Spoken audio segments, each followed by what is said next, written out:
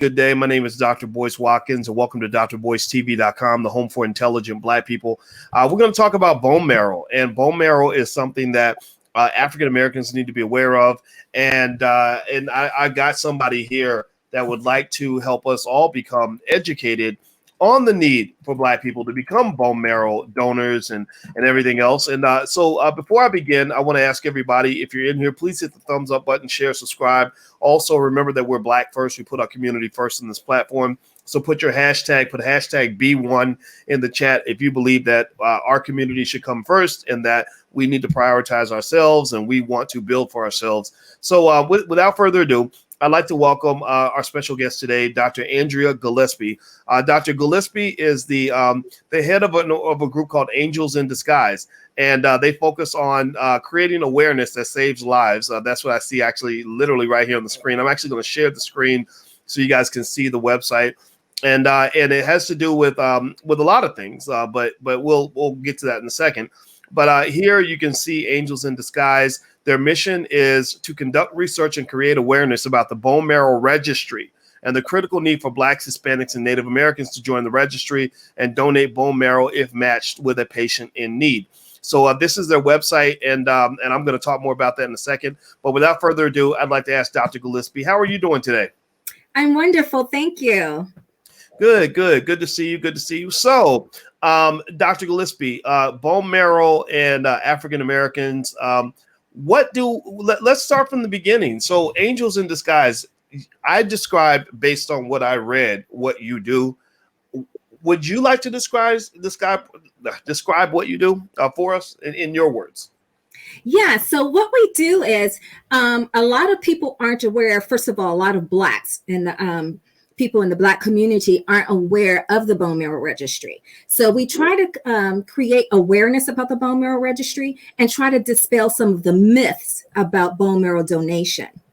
And so the reason why this is so important and critical in the Black community is because our match rate is only 23%. That means anyone that's in need that's of Black descent, 77% of them will die looking for a match. And the reason. Whoa! All right, wait. So 77% of, just so I can restate that to make sure I understand. So you're saying 77% of Black people who need bone marrow die because they can't find a match. Correct. Is that accurate? Oh wow! Correct. Oh, please continue. But that's because a lot of people aren't aware that over 90% of bone marrow matches occur within the same ethnicity, and that's because you do not match based on your blood type. You match based on your human leukocyte antigen, or what you call HLA genetic marker. And so that is very unique, it's hereditary, and it's very difficult for Blacks to even match with Blacks because of the diversity of our HLA genetic marker. So if you look at the continent of Africa, how many countries are there? And then how many tribes are there within each country? Then there's intermixing, and then there's intermixing outside of Africa. So our HLA genetic marker is the most diverse in the world. And to give you an example, there's over 7 million Caucasians or whites that are on the registry, and that garners them a 77% match rate. However, for Blacks to meet that same 77%, remember for whites is 7 million, we would need 23 million on the registry just to get to 77%. So it's very important that we get on the bone marrow registry so that we can cure Blacks that have blood-borne cancers, such as non-Hodgkin's lymphoma, leukemias, myelomas. Did you know that a bone marrow transplant actually cures sickle cell anemia? A lot of people aren't aware of that. I did not know that. Yes. How many of you all knew that? Give me a yes or no in the chat if you knew that a bone marrow transplant can cure sickle cell anemia. And also give me a yes or no if let me know if this is blowing your mind. In the first 3 minutes, I had no idea. I had no idea that it was that deep. So 77% of us who need bone marrow transplants end up dying because they can't find a match. because we're of African descent, it makes it harder to find a match because of the complexity of our, you said HLN, is that right? HLA genetic marker. Our HLA genetic marker. I'm in class. I'm taking notes, Dr. Gillespie, just so you know. So our HLA genetic marker is super complex, so it's very hard for us to find a match. And so for whites, they have 7 million on the bone marrow registry, but we would need to actually have 23 million in order to find the right amount of diversity. Is that correct? Yes, to even get the same percentage of matches as white people. Interesting. Yeah. So what led you to be passionate about this topic? Is this something that you've been involved with your whole life, or did you have a personal experience that led you to get involved, or how did you end up where you are right now? Well, fortunately, I didn't know of anyone that was in need of a bone marrow transplant. However, I did join the bone marrow registry back in 1994. There was a bone marrow drive at my job at the time. And I joined and didn't know anything about the registry. So I was just green and joining and not knowing what it meant. 7 years later, in 2001, I became a match with a Black gentleman that was 46 years old with myeloid dysplastic dysplasia. And I donated, and there's two ways to donate. And we could talk about that in a moment. And I donated the surgical way that time. Unfortunately, 3 weeks later, he did pass away. And then not until 2015, December 1st, 2015, I was a donor again, and I donated the non-surgical way. And that was for a female, Black female, 43 years old with non-Hodgkin's lymphoma. And at the 3-week checkup, I was contacted and they said that she broke records. She was out of the hospital. She was considered cured and she showed no signs of rejection. And I just thought, this is something, this has to be my mission. I need to get the word out there because it is an incredible feeling knowing that you literally saved a life. Wow. Everybody who just came in, I'm talking to Dr. Andrea Gillespie from angelsindisguise.org. And her mission in life is to convince us to consider donating bone marrow because a lot of our people die from not being able to get the bone marrow that they need. And also, if you could, please hit the thumbs up button, share, subscribe button. This is why we have Black media, so we can put ourselves first. And also, we know health is wealth. So this is why we have to talk about health and relationships and all these other issues that relate to wealth. We can't just talk about our economics, which we do on a daily basis. So let me ask you this, Dr. Gillespie. So when it comes to bone marrow, my perception had always been that giving bone marrow was complex and painful. Maybe I don't know if that's true or not, but I'd be curious to know how would you respond to me if I said something like that? Well, there's two ways to donate. There is a surgical process and there's a non-surgical process. I've done both. The surgical process is the one I did in 2001. So obviously you are under, so you don't feel anything, but there's no surgical incisions. So it's not like they're slicing you open and just digging in your body or anything like that. So the things that you see on movies and stuff like that, that's a myth.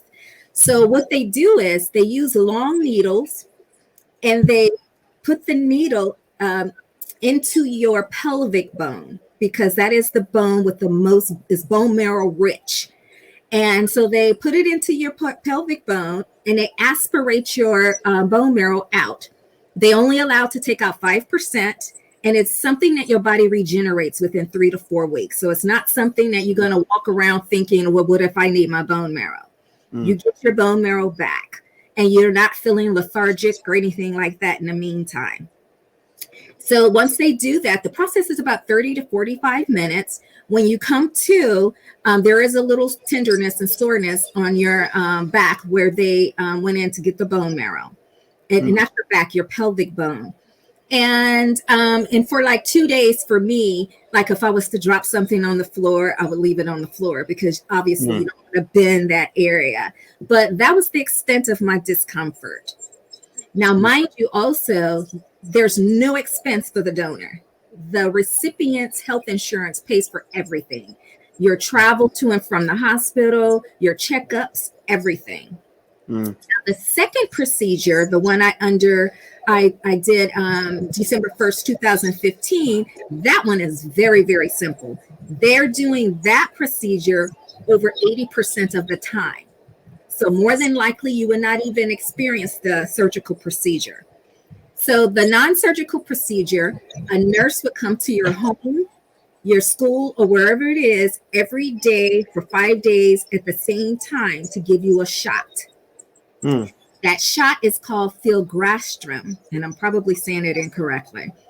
But the purpose of that is, and you might have heard it sometimes on commercials when you hear people that have cancer and they say, hey, they take filgrastim to build up their white blood cells and bone marrow. So basically, that's what you take. It's not chemo or anything like that. You're not going to lose your hair, anything like that. It's only going to make you produce extra stem cells. So then on the day of the process, so for me, it was at Stanford University Cancer Hospital. You get there, they put you in luxury seats. They put movie screens in front of you, and they're all just for you. And I was excited because I was working on my doctorate program and I hadn't seen television in quite some time. So that was exciting. But so they put a needle in one arm and it comes out, your blood comes out in a tube, and they aspirate your blood out. Behind you, they're separating the stem cells from your blood. And your other arm is a needle, and they're giving you back your blood. So there's no waste. You won't feel lightheaded or anything because you don't even donate blood. So it's just the stem cells in the bone marrow. And that process does take about 4 to 6 hours, but there's no soreness afterwards. You can get up and run afterwards, and your daily life. So there's no stiffness for a day or two, like I said I had with the other procedure. And you save a life. Wow. That's heavy stuff. Everybody, I'm speaking to Dr. Andrea Gillespie. She's from angelsindisguise.org. That's the website. And what she is explaining to us today, and if you got in late, I think you should start at the beginning of this interview so you can listen to the whole thing, talking about the importance of donating bone marrow. And I can tell you what, some of these, these cancers that you talk about, I've lost people in my family to some of them. And so I'm definitely listening very intensely. And everybody, if you could, please hit the thumbs up button, share, and subscribe button. And also on a secondary, unrelated note as well, the Women of Wealth Weekend is coming up this week with Fly Nubian Queen. They got about 21 different experts, all women from all different backgrounds that cover everything related to wealth, from relationships and money to creating side hustles to making money, teaching an online class, etc. A lot of professionals. So if you're interested and you want to take a look, go to womenofwealthweekend.com. It's right there on the screen. So Dr. Gillespie, let me ask you this. When you talk about giving bone marrow, if I give one time, is my bone marrow always available for someone to use forever? And then I've given and I'm done, or are there people that just sort of give regularly, like maybe once a year to create extra bone marrow for more people? How do people tend to give? Like, what sort of pattern do they have? Okay, so that's a lot of questions there. So first of all, you can't just blindly donate your bone marrow and they store it for later use. It's only viable for about 48 hours. Oh, really? Yes. Interesting. Yeah. So how do I know that they need me? Like, how does that work? They will not contact you until you become a match with someone. And because it's so rare for Blacks to even become a match with Blacks, a lot of people are on the registry that never gets called. And yes, so it's very rare for like me to have been a match with 2 different people. So that's very uncommon. So I felt like, okay, so there must be a message here. I need to spread the word. I need to get this out here. God is trying to tell you something. Go ahead. Yes, it is. So once you get the call, it's not, oh, drop whatever you're doing, run to the hospital type thing. So each time that I was contacted, I did not donate until nearly a year later. And the reason is when the recipient is first diagnosed, the first thing that they do is to go out and see if they can find a match if comes to that. Because before you do the bone marrow transplantation or even think of that, they first exhaust all other means. So they go through chemo and radiation and whatever tests and things that they want to try. They do that first. And then they look at bone marrow transplantation. So that's another importance of why we need to be on the registry, is because once that person is at the point of needing bone marrow, that is their last life-saving effort that's available to them. Okay. So it's very critical. And it's not just because our HLA genetic marker is so diverse that matches are so difficult. It's also because we're not on the registry. Interesting. Yeah. Okay, so I like this, right? I mean, I want to paraphrase it to make sure I understand it, so it hopefully helps everyone watching to understand. So you're not telling people like go to the hospital right now and get the procedure right now. You're saying just put your name on the list so that if you're needed, you'll step up and save a life, right? So it's not like I'm saying, go ahead and, I'm going to go through this procedure and maybe they'll need my marrow, maybe they won't. You're saying get on the list, and then if someone's dying and you are a match, which it sounds like the likelihood is pretty low, but if you are a match, you get the opportunity to save someone's life. Is that correct? That is correct. And once you, I didn't finish that process. So once they do contact you and say, yes, we're ready for you, you still don't just drop everything and run to the hospital. There's a process. So there's a few medical checkups that you have to go through to make sure that you're healthy. So they draw your blood, they test for everything. So I look at it as the best 1-year annual physical checkup ever. Yeah. They x-ray you, they do everything, because they're not just interested in your bone marrow to save this person's life. They want to make sure that you're okay as well. And so they're not just harvesting it and saying, we don't care what your outcomes are. And so after you do all of that, it could take about another 2 weeks and before you actually do the procedure.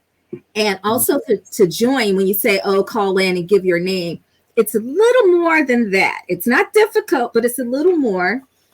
For example, this is, can you see that? This is the kit to join the registry. So what you do, and I'll give you the call. There's a text to join, and then you can get this kit in the mail. So remind me to please tell you the text to join information. So this is what you get in the mail. And inside of it is 2 cheek swabs. It's a little bright. It's hard to see. Okay. So what you do is you take 1 cheek swab, you swab it only on one side of your cheek for 10 seconds. Then you place it here under the sticky. And then you take the second one and you do the same thing. And you do it on the other cheek for 10 seconds.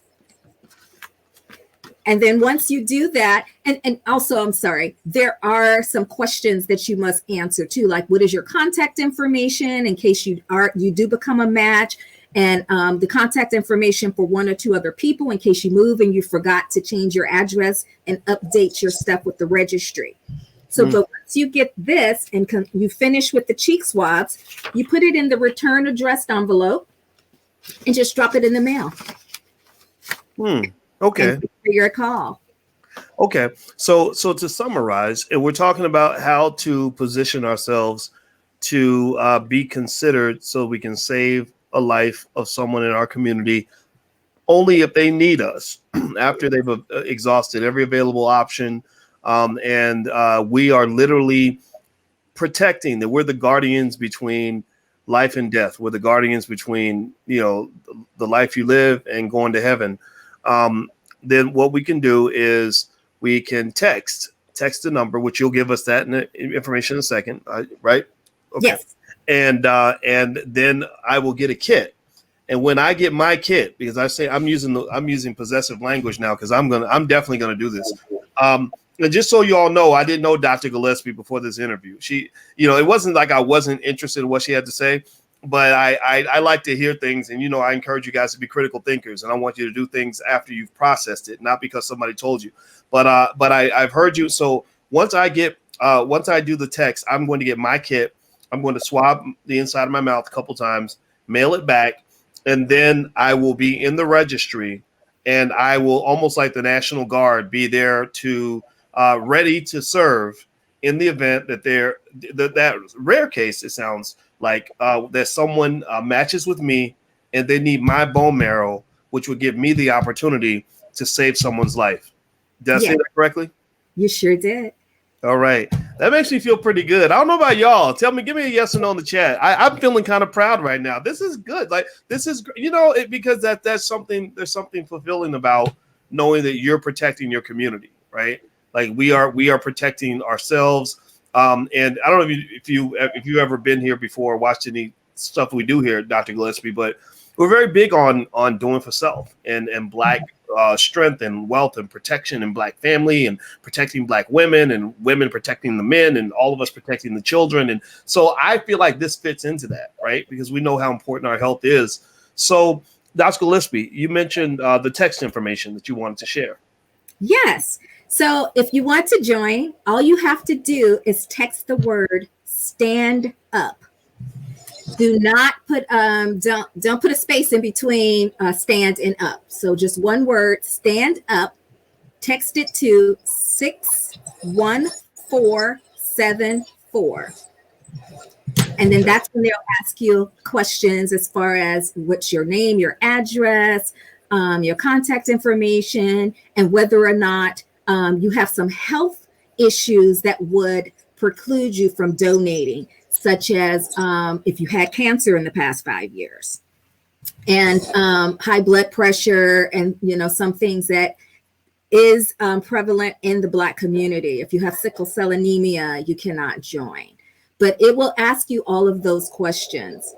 Once you finish that, it'll send you the kit in the mail, and you just complete it and send it back. Now, I must say, you can join and donate if you're between the ages of 18 and then you age out at 61.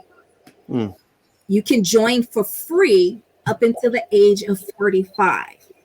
Once you're 45, they will charge you $100 to join. And that's just to offset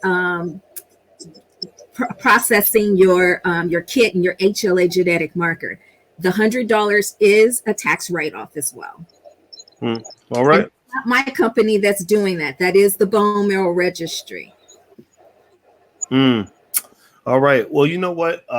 This is really interesting, and I should make sure I say your name. People are asking your name. This is Dr. Andrea Gillespie, or Indria. I'm sorry, Dr. Indria Gillespie. She's from angelsindisguise.org. And Dr. Gillespie, is there any special way that people can actually reach out directly to you or to your organization? Just go to the website, or is there another way that you prefer? You can do both. Either way, you can go to the website. There's a contact button on there, or you can email me directly. And by the way, my name is Indira. It's a typo. Indira. I'm so sorry. I apologize. That's okay. It's a typo on my birth certificate. Oh, so, really? Are you kidding me? Yes. Wow. That's crazy. Yes. So my email address, it's long because my name is long, is igillespie@angels-in-disguise.org, or simply go to the website if that's too much for you. All right. Well, everybody, if you could take a second and please give a digital thank you and a digital round of applause to Dr. Gillespie for her excellent work. That's the website right there on the screen. Let her know that you appreciate what she's doing by saving lives and doing this important work. Also, here's the text. If you want to join the registry, to make yourself available in the event that somebody matches with you and they need bone marrow to stay alive, That's how you can text to get on the list. And once you send the text, the word stand up, no space in between, to 61474, you will receive the kit that will get you onto the bone marrow registry. It's important that our people do it because we have very complex.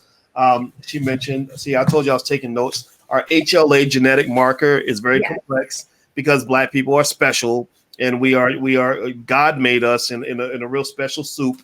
So our HLA genetic marker is complex, which means we need more donors to save more lives.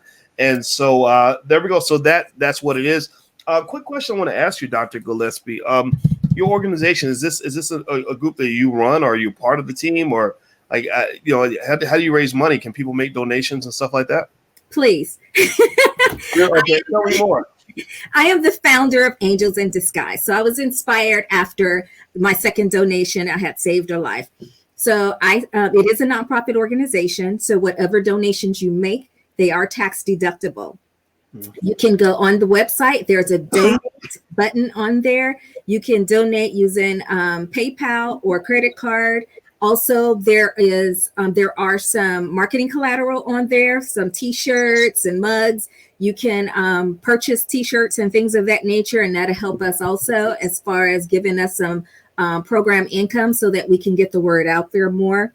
Also, before we move on, there was something else I would like to say, just to let you know how difficult it is for Blacks to become a match. So because we're underrepresented on the registry, if you think about it, there's 13% of Blacks that represent the population in the United States. However, we represent less than 7% of the population on the registry. So there's a huge disparity there. And then if you add that diversity of the HLA genetic marker, that's what makes our numbers so low. Where our match rates is 23%. And the nearest ethnicity to us, because we're the lowest of any ethnicity, is our Hispanics at 46%. So they're double our numbers, even though their numbers aren't great. They're double our numbers. And Native Americans have a 57% match rate. Wow. This is really interesting.